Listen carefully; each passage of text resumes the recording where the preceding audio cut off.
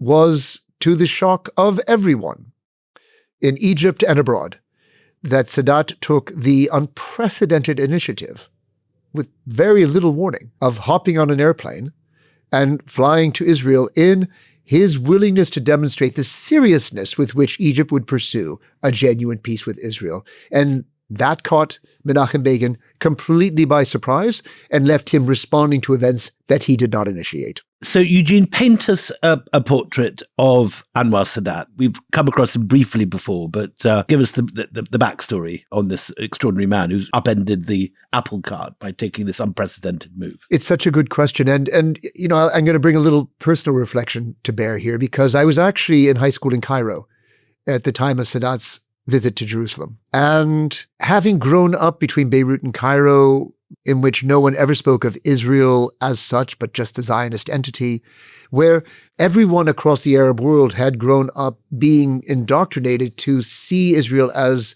the enemy. It was just an unprecedented shock to see the Egyptian president board an airplane and fly to Israel. The distances are nothing. They're so close. And El Al, and apart from anything else, it was an Israeli aircraft that took him there. It was unbelievable to sit with my Egyptian friends watching television and not being able to discern whether Sadat had just proved that he was a hero or a traitor.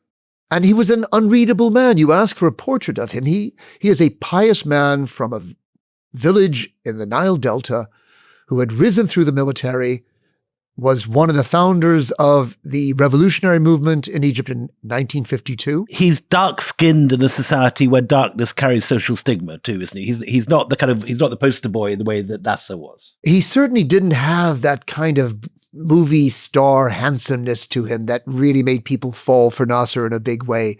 But more than just his dark complexion, Will, you'll remember that he had a dark spot on his forehead. His zabiba, or raisin as it's called in Arabic, is a sign of a pious Muslim's frequent prayer. Piety, a man whose head has hit the ground so often during prayer. Right, yeah. This is someone who prays 5 times a day to his God. And it was a big part of Sadat's appeal to Egyptians was that, like them, his Islamic faith is something he would wear on his forehead. I mean, I've been sort of obsessed with Sadat because he's a man of such contradictions. On the one hand, Islam is clearly one of his great motivating factors. But we're also told that, he has these 2 great loves, Gandhi and Hitler, 2 people you would not put in the same elevator in a building, but he reads them, we're told, obsessively when he's a young man. And the reason he likes to read them and reread them is because he loved Gandhi's non-violent resistance to British colonialism, which was successful. And he was also attracted to Hitler's method of driving the British out of Egypt by force. So you've got all of these sort of conflicting pressures on him. What does that sort of mold him into? Is that, you described how Begin could hold an audience in the palm of his hand. Sadat was not that man, was he? No, Sadat really was not the person whose speeches filled city squares. And so he had to find his appeal to the Egyptian people. I mean, first off, it was by prosecuting a successful war effort. And you've had the time to discuss 1973, but it really did make him the hero of the crossing in Egyptian propaganda, and that propaganda was picked up by the Egyptian people. The Cairo I moved to in 1975 still addressed their president as the hero of the crossing. And they still, what do they call the 1973 war? It's still regarded as a victory, despite the rest of the world regards it as another Arab defeat. Well, if you went to the military museum in the citadel of Cairo next to the Muhammad Ali Mosque, I just remember going there as a high school kid, and it was full of all the wrecked tanks and airplane that had been destroyed by the Egyptians in the course of the war. They had visible, tangible evidence to make the claim that they'd given the Israelis a thrashing, and then they neglect the way Sharon outflanks them, surrounds them, and forces them into a surrender, essentially, in the Western Desert. But yes, I mean, his credibility is raised by that, and so what he lacks in charisma, he is able to make up for by having been the hero of the crossing, but also he's bold and he's decisive. And that was what left Egyptians confused by his decision to fly to Israel and address the Israeli Knesset, in a sense going over the head of a Israeli prime minister who was seen as an obstruction to making peace, to speak directly to the Israeli people. And I think most Israelis responded to Sadat precisely because they saw him as someone speaking to them. Yeah, but I mean, he also rises above the heads of most of the Arab world, because let's not forget, I mean, it wasn't so long ago we were talking to you about the Arab world, saying, no, no, no, we will not recognize Israel. We will not speak to Israel. We will not, allow Israel to exist as a new state here. So how does the Arab world react to him and to this? Well, you can imagine the chorus of no's that follows Sadat's initiative. Particularly by the Palestinians, we should say. And Arafat is absolutely livid, isn't he? Oh, absolutely. But the first person he turns to before making his trip is actually Hafez al-Assad in Syria, who had been his ally and partner in prosecuting the 1973 war. And Assad says to him, don't do this, my friend. This will weaken our common Arab front. There's a way for us to achieve the goal of peace by staying together. If you go, you're going to be on your own. And that was exactly as it turned out to be. In going to address the Israeli people, he set change in motion. But among the changes was a universal rejection of Egypt's initiative and an immediate warning that should Egypt continue down the road towards negotiating and concluding an agreement with the Israelis, that it would lead to Egypt's exclusion from the Arab League and its isolation by all other Arab countries. They were literally going to boycott Egypt. And that's not a small threat, because you have to remember the Arab League its seat is in Cairo. Egypt is, in a sense, still in the leadership position of the Arab world. That's something we forget today when Egypt is poorer and more marginal than it was then. Egyptian movies are watched all over the Arab world. Egyptian film stars are the big heroes everywhere. And Egypt is seen as glamorous and a place that people go on holiday. And it's the intellectual center of the Arab world in a way that it perhaps no longer is. Pyramids, the Kit Kat Club, it was high fashion. It was cool. Soft power, hard power, economic power, military power. No, Egypt was the heavyweight of the Middle East. It was the center of gravity. So I think, you talk about the three no's of Khartoum, they're still being respected by most of the Arab countries. Sadat's given a clear choice.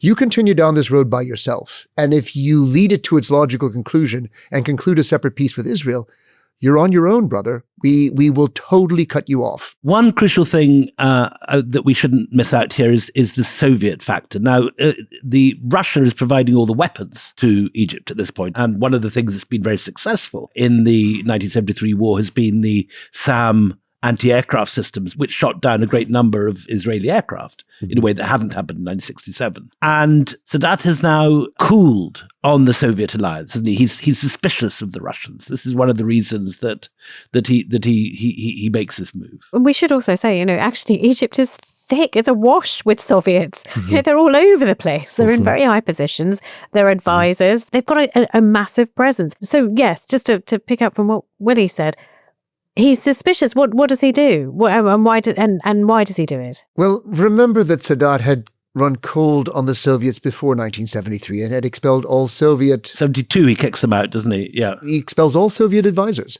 Because in a sense, as you've said, Anita, they were a very large presence. They threw their weight around in a way that, for Sadat and his high command, felt a little imperial. Right. And they were resentful of the intrusiveness of their Soviet advisors, who might be bringing high-tech gear to Egypt, but wouldn't let the Egyptians put their finger on the button. Yeah. So Sadat, in many ways, I think the second point is he was a very effective player in the Cold War, in playing the Soviets against the Americans or the Americans against the Soviets. Was there any sense, Eugene, in which he'd warmed up the Americans to what he was going to do? Because what we do see, of course, is a shift towards America. And America, after this, is providing the Egyptian weaponry and a huge aid package too. Is there any sense which that was prepared before he flies to Jerusalem or not? Absolutely, because what we've left out of our analysis, of course, is in the immediate aftermath of the 73 war, the Americans take seriously Egypt as a military threat.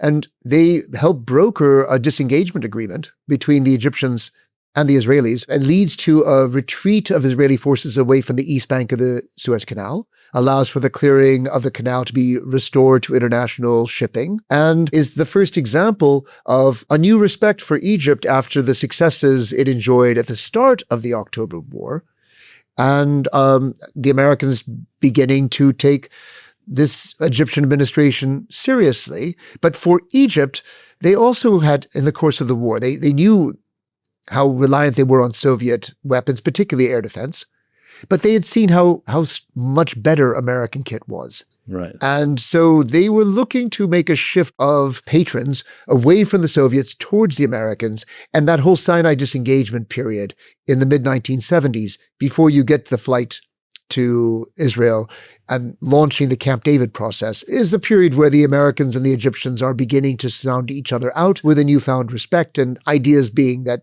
there might be a shift in this Cold War away from being a client of the Soviet Union to working more directly with the United States.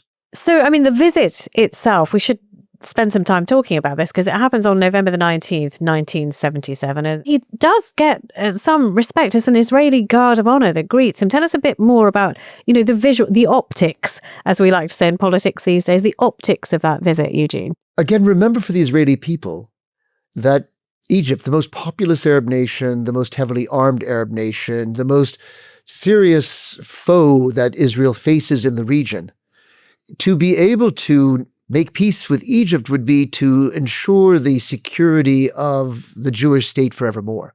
There would not be an Arab war against Israel that could threaten Israel if Egypt wasn't a part of it. So seeing Sadat get off the airplane on their territory was, for many in Israel, the fulfillment of a dream. It is recognition. It is acceptance. It is the willingness to take Egypt's desire for peace to the Israeli state itself. And so, in a sense, if we thought he wasn't charismatic to Egyptian audiences, I think for Israeli audiences, he was an absolute charm. I think that they were so open to him, and he was very courteous towards them. He held himself with respect, and he showed respect to his hosts in Israel. He was very dapper, wasn't he? For all that he wasn't this sort of movie star, he was quite vain and sort of theatrical too. He was, and he understood the drama of the moment, and he played to it. And he used that to be able to put a hard message to the Israeli people when he took to the rostrum at the Knesset to make his case. And his case was, there is benefit to both of us to ending our state of war, but peace will not come for free. And remember, at this point, Israel is still in occupation of large parts of the Sinai Peninsula, even after the disengagement. And building settlements there. And there were settlements in the Sinai that were ideologically motivated by, zealous Zionists looking to establish the largest footprint for the state of Israel. The Sinai was certainly a welcome buffer protecting the more central parts of Israel from Egypt, having that expanse of desert territory. And so it will require sacrifices on both sides. And Sadat also made clear that this would involve the recognition of the rights of the Arab countries who had been at war with Israel too, and had also suffered territorial losses. Egypt was not coming there, as Sadat presents it, simply for Egypt's own interests alone, but to talk about how, in sort of concluding the issues with all of its neighboring states, Israel might live at peace with all of its Arab neighbors. So it was a message that said this isn't going to come easily, but if we bring goodwill to it, we can negotiate our way towards something which will bring good of not just for us, but for our children's generation too. Now we're going to go to September 1978 and Camp David. Tell us about President Jimmy Carter. Again, a very different sort of figure to anything we've seen before in the White House. So all three of these main participants are breaking the mold in different ways. Tell us about Jimmy Carter. It's a very good point that already we're dealing with such an unusual match of personalities in talking about Sadat and Begin. And I think Jimmy Carter emerges as the essential man to create a synergy between those two very different Egyptian and Israeli leaders. Jimmy Carter was, in his own way, breaking the mold of leadership in America. We haven't elected many people from the American South to the presidency. Fewer still peanut farmers. Fewer yet peanut farmers, So he really came from the rural South, coming from the state of Georgia. He was, in a sense, the antithesis of the Nixon White House, which had been so discredited by the Watergate scandal that the Republican brand had been seriously tainted. And here was a clean pair of hands, a person with his evangelical faith who could speak directly to that majority of Americans who wear their Christianity on their sleeve, and in a way made him more open to engage with the Judaism of Menachem Begin. You know, as an evangelical Christian, that Hebrew Bible is absolutely critical to Carter's understanding of his Christianity. As we see with the current administration at the moment, where again, this Christian Zionism thing is a hugely important factor. Oh, absolutely. But also it allows him to appreciate the religiosity of Anwar Sadat. You know, the pious zabiba on Sadat's forehead was a sign to Carter that this was a man of ethics and religious values and faith with whom he could do business. And I think Carter really saw himself as the kind of the connection between these two different leaders, Begin and Sadat, whose policy differences seemed almost unbridgeable.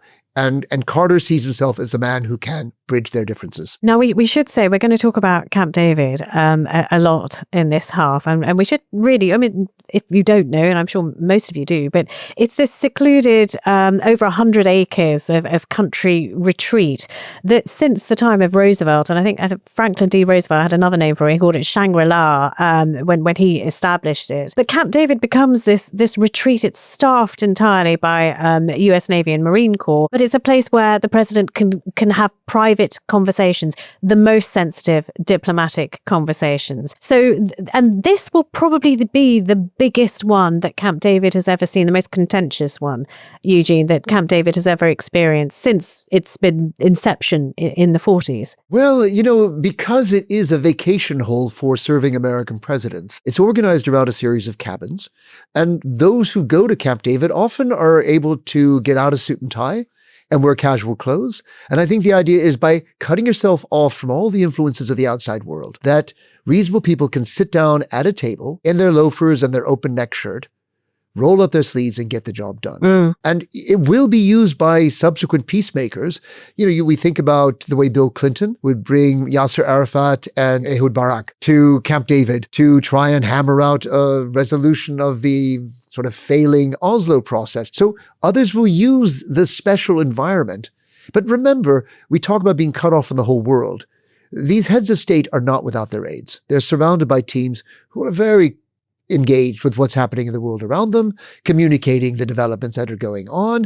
They do exercise constraints and controls on what their leaders can say and do. So there were pressures binding our leaders to the limits of policy imposed by their own countries that I think Jimmy Carter found a real challenge to get them to break through to secure a deal that both sides could agree to. So Eugene, you know, this cabin diplomacy, it's something that Carter talks about, you know, this informality, this kind of relaxed atmosphere that Camp David tries to inspire in those visiting. What does he say about it? Well, you know, because they're not always sitting around one big table. And when the various leaders have their differences, they retreat to their cabins where they're set on by their aides. And this dynamic was really undoing the negotiations between Begin and Sadat. And they reach a breaking point where they simply cannot agree on the terms under which both sides might make peace. And Carter visits one cabin, he visits the other. And then he goes back to Begin's cabin. And he asks Begin to sort of tell him about his grandchildren.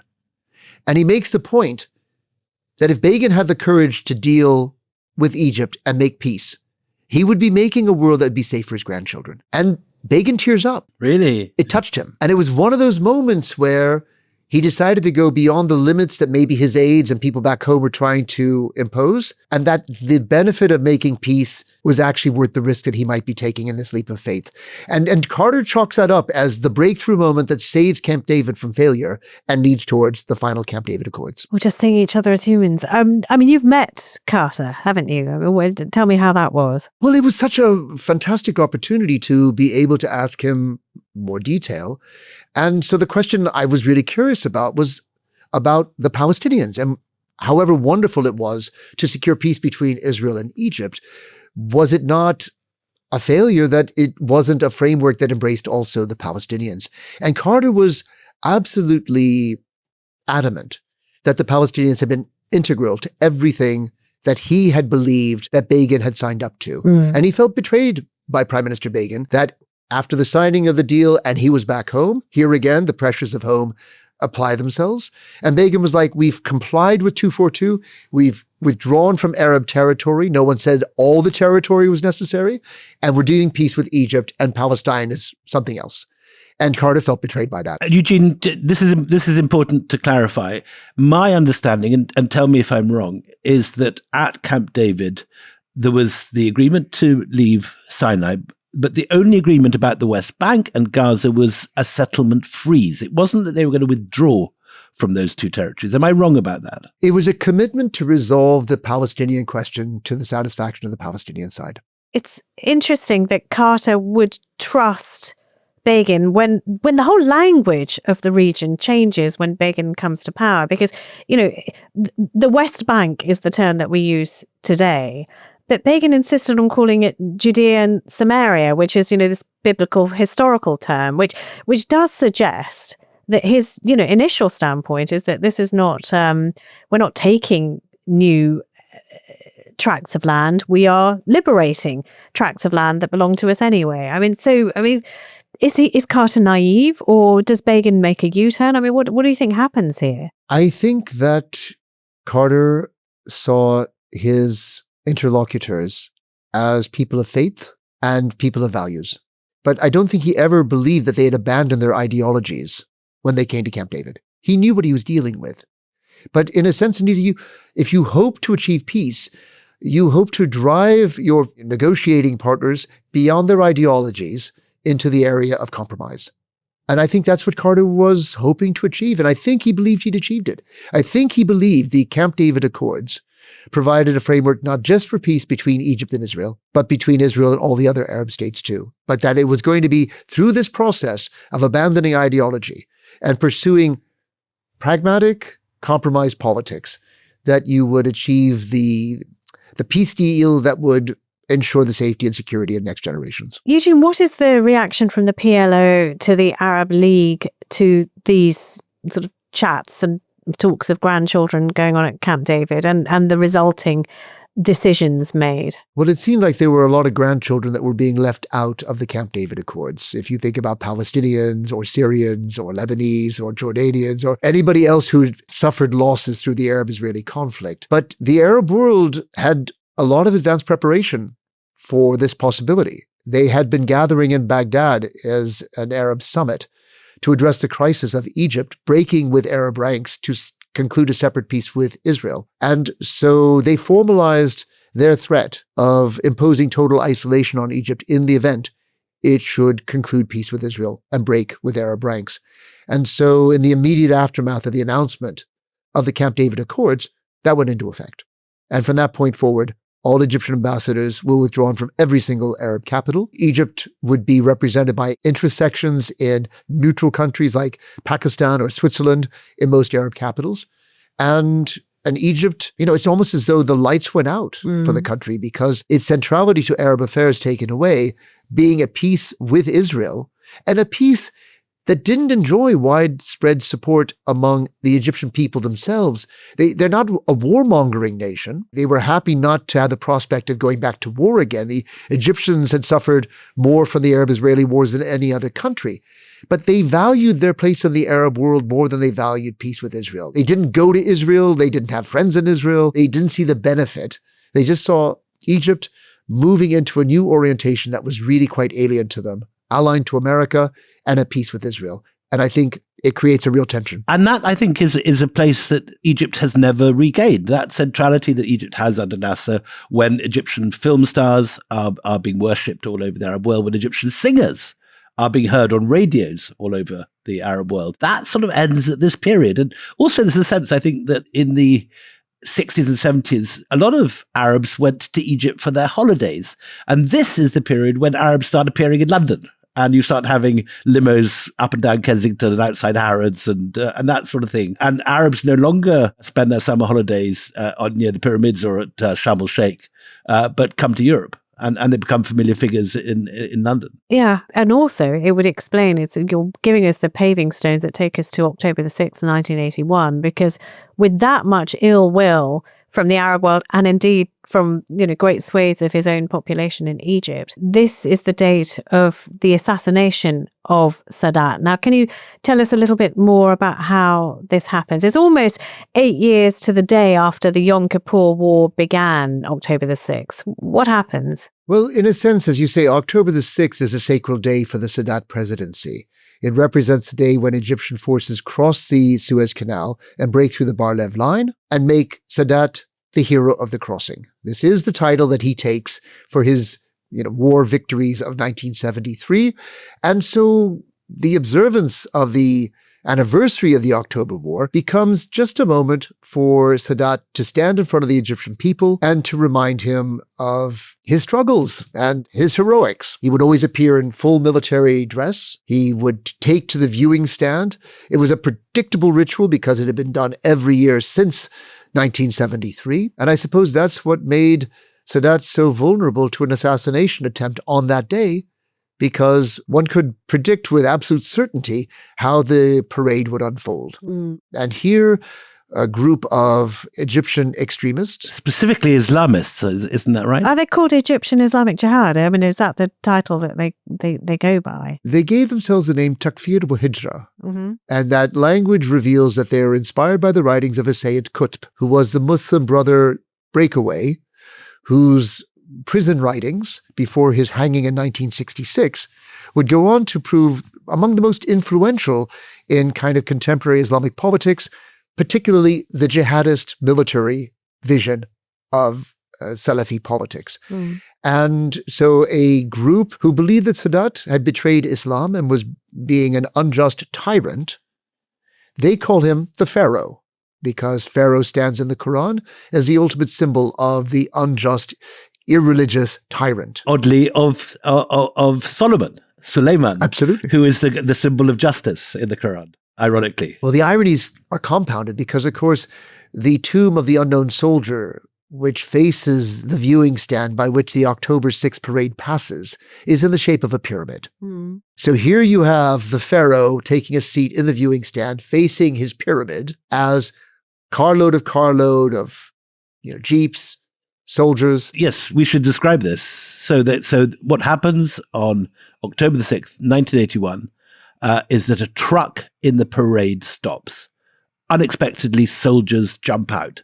They throw grenades and open fire on the reviewing stand. And Sadat is killed immediately. 11 others die.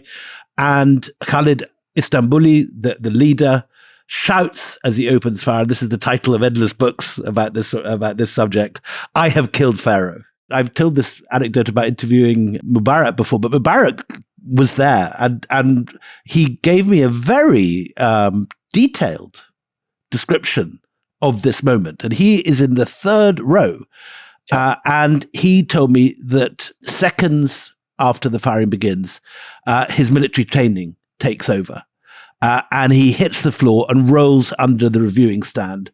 And he was there listening to the shooting above him with no idea whether Sadat was alive or dead, because he was 2 rows back. And he could hear the screams, he can hear the chaos, and he doesn't know whether the soldiers are about to come over and find him. And he lies there in the dust. And he tells the story in, I suppose, 1994. I interviewed him about this, and he took about sort of 15 minutes to tell this story. It was, he remembered as you would, of course, in real time. No drama, no self-pity, just this extraordinary thing of surviving this moment when you so nearly don't. But I wonder, Eugene, if that, that explains why, if you're that close to death and you see Sadat being blown to pieces before your very eyes, that you decide, okay, you know what, this idea of a separate peace, this idea of, taking on the Islamists, I'm not doing it. So, when he does come to power and has his presidency, nearly 30 years of presidency, he defines himself by doing the things that Sadat did not do. I mean, is that a fair assessment? Yes. I mean, Hosni Mubarak was always his own man. And if you like, the charisma factor seems to be waning with each succession in the Egyptian presidency. The Egyptians call him Levashkiri. That was always the joke. Which is not what any general would want to be called, right? the laughing cow.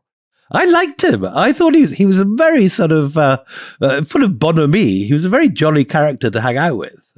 Surprisingly lively and a good storyteller, actually. You know, it's okay to write the obituary of Mubarak in balanced terms, but he certainly took Egypt into a new direction, still looking out for the military and power. He was himself a high-ranking Air Force general. A kind of new Mamluk regime whereby the military take over. Exactly. That's been going on since 1952. What he represents is the Arab autocrats for life who begin to groom their sons to succeed them.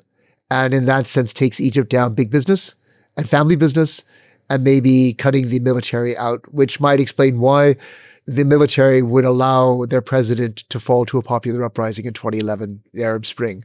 But for now, no, he was the designated vice president, the safe pair of hands, who was able to hold the ship of Egypt together through the turbulence of the post-Sadat moment and to accelerate Egypt's reintegration into the Arab world, because it does follow in the years after 1981. It does come back from the cold. The Arab League will return to Cairo. People will go back to those nightclubs on Pyramids Road, and Egyptian films continue to circulate. But it took a while for a new president. Maybe the death of Sadat was necessary for Egypt to be able to move beyond what he had done and find its place in the Arab world again. And tell us about the legacy for Palestine, because that, in a sense, is the great omission at Camp David.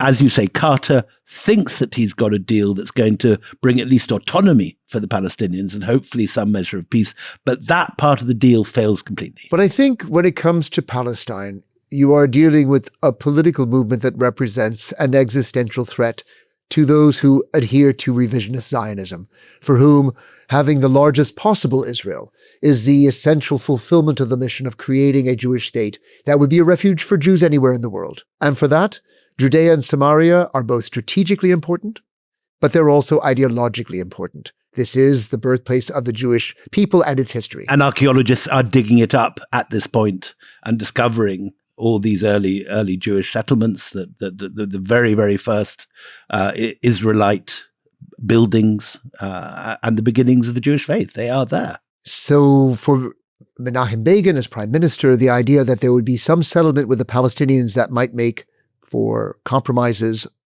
in the West Bank was out of the question.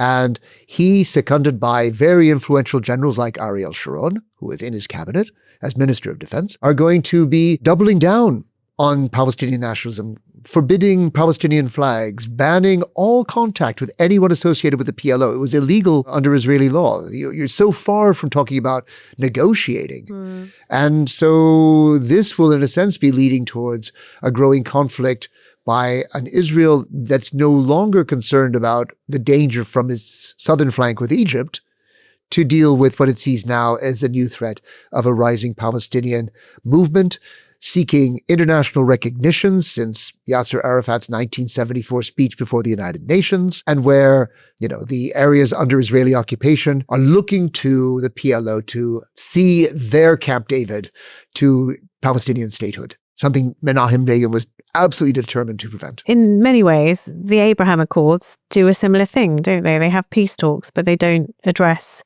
the Palestinians' situation. That is the absolute flaw with the Abraham Accords.